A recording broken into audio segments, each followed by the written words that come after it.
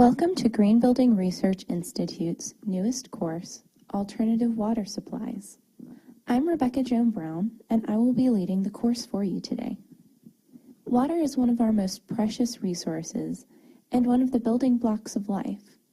And through this course, we will explore strategies to make the most of the water that we have. This course will qualify for 2 LEED CE hours in the water management category, and will also qualify for 2 AIA Health, Safety, and Wellness Sustainable Design hours.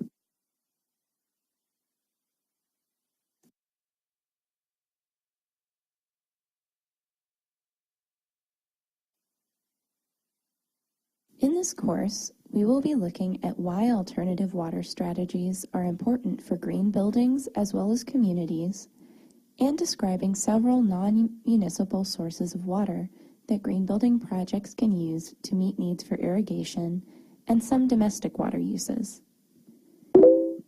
For each of the alternative water sources that we discuss, we will highlight strategies for implementation and provide some examples. Where applicable, we will include an overview of their related costs and savings, as well as a benefits and consideration analysis.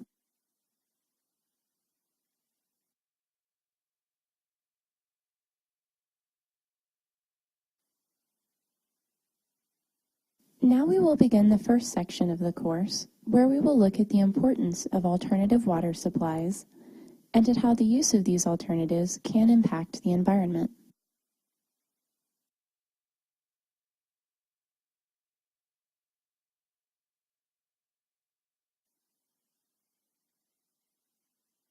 Graywater may be used for landscape irrigation or to flush toilets. There are 2 main ways to use graywater for landscaping, either through direct application or through an irrigation system. The simplest type of graywater system releases water directly into the ground at a depth of 18 to 24 inches. This allows the water to infiltrate the soil and eventually filter down to recharge aquifers. The benefits of this type of system is that no special equipment is needed, and there is no need to connect these waste lines to a municipal water system. This is often an impractical solution for all but the smallest projects, however, and this type of water disposal is illegal in many areas. A more practical solution for commercial buildings is the use of graywater for drip irrigation. Drip irrigation systems use perforated hoses or pipes to deliver controlled amounts of water directly to the roots of plants, rather than spraying water indiscriminately as with traditional systems. Because drip irrigation systems are more efficient, less water will need to be conveyed from drains and filtered to remove any particles that could potentially clog the hoses. When using graywater for irrigation, it is important to consider the cleaning products and other elements that will be going down the drain, as they could potentially have negative effects on plant life.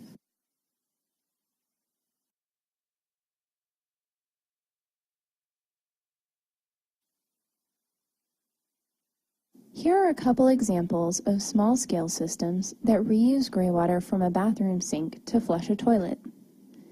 In this type of system, the water that runs down the sink drain is collected into a small storage tank, either under the sink or in the tank of the toilet itself. This water would require minimum filtration, as these sinks are primarily used for hand washing. However, this system would also limit the water that may be used for flushing, as showers and washing machines are not connected as they would be to an overall graywater system. This direct reuse system is more applicable to a project that will have single-occupant restrooms and would be a good retrofit for an existing product, as it will not need new plumbing lines or treatment systems to be installed.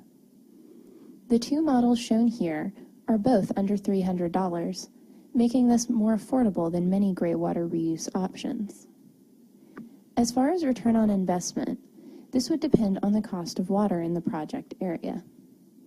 A conventional toilet runs anywhere from $90 to $300, so there is not a significant difference in the cost of the technology. Average water costs are 2 cents per gallon, and a typical toilet uses 1.6 gallons per flush.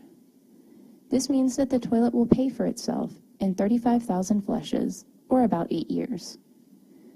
Because of the larger volumes of water that are used for irrigation and the relatively low cost of the technology, graywater systems that are used for irrigation will tend to pay for themselves much more quickly.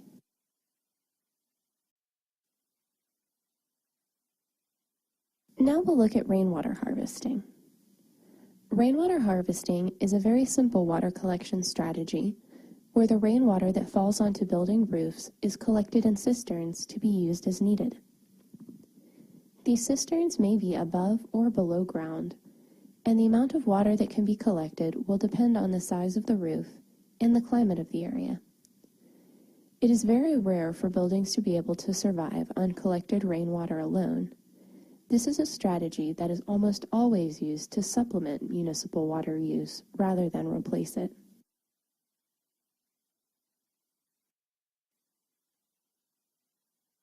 The final strategy that we will touch on is desalination. While this is not a solution that is practical on the individual building level, it can be very practical for cities near the ocean or large sources of salt or brackish water.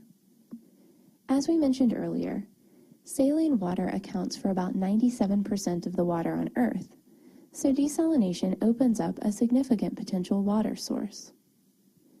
Desalination has increased in popularity over the last few decades, especially in larger coastal cities with limited freshwater resources.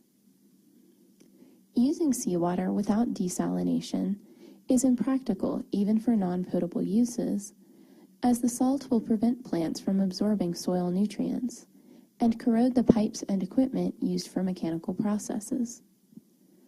While this practice is still relatively new, having first been developed in the 1960s, it has been growing quickly due to the challenges that many areas face in sourcing enough fresh water. About half of the world's population lives within 125 miles of an ocean, meaning that tapping into seawater as a valuable resource could significantly relieve freshwater burdens. Currently, about 9.5 billion gallons of water per day are desalinated, and about half of this is in the Middle East, where fresh water is not as plentiful and the energy needed for desalination processes is cheaper. Desalination plants are also live in the United States, Northern Africa, the Caribbean, Southern Europe, China, and Singapore.